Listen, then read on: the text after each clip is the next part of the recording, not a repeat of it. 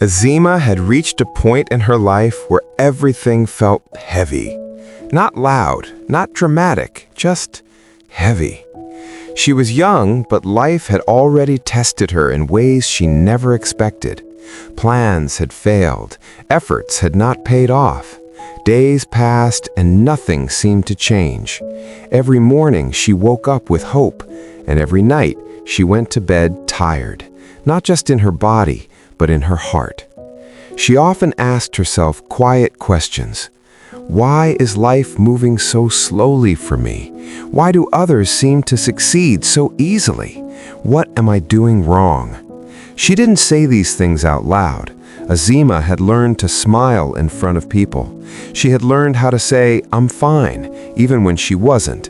But inside, she felt like she was standing still while the world rushed past her. One evening, after a long and exhausting day, Azeema visited an older woman in the village. The woman was known for her calm presence. She didn't talk much, but when she did, people listened. The woman noticed Azeema's tired eyes before Azeema said a word. "Sit," the woman said gently. They sat together in silence. Azeema stared at the floor, her hands folded tightly in her lap. She wanted to speak, but the words felt stuck. Finally, she whispered, "I'm tired of trying." The older woman did not react quickly. She poured a warm drink and placed it in Azeema's hands. "Drink slowly," she said. Azeema looked confused. "Why slowly?" she asked. The woman smiled softly. "Because rushing doesn't help warmth last longer." That sentence stayed in the air. After a moment, Azeema spoke again.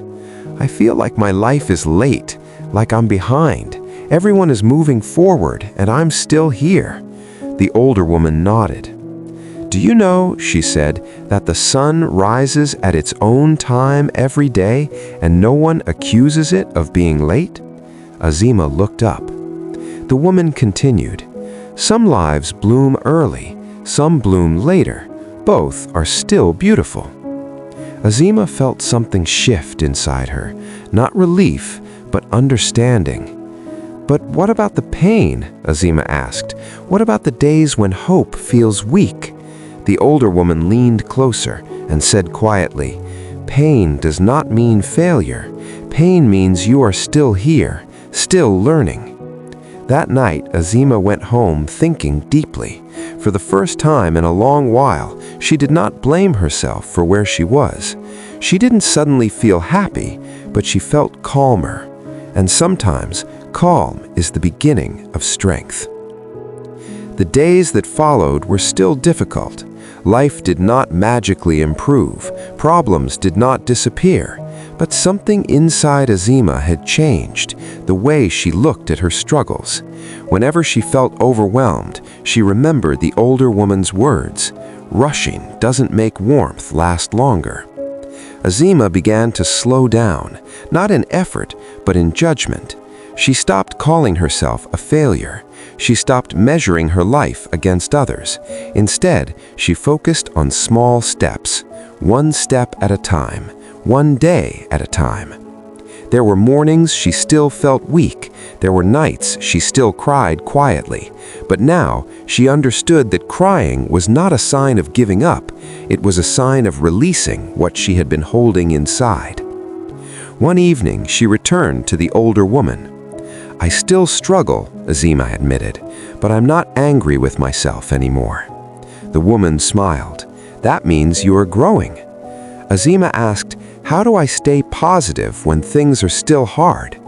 The older woman answered carefully, "Positivity is not pretending pain doesn't exist. Positivity is believing pain will not last forever." That sentence stayed with Azeema. She realized that hope did not mean certainty. Hope meant choosing to continue, even without clear answers. It meant trusting that life was shaping her, not punishing her. Slowly, Azeema noticed changes. Her patience grew. Her mind became quieter. Her heart became kinder, especially to herself. She still didn't have everything she wanted, but she had something far more powerful: resilience. And resilience changes everything. Years later, when Azeema looked back on that difficult season, she no longer saw it as wasted time. She saw it as the moment her strength was built, quietly, piece by piece.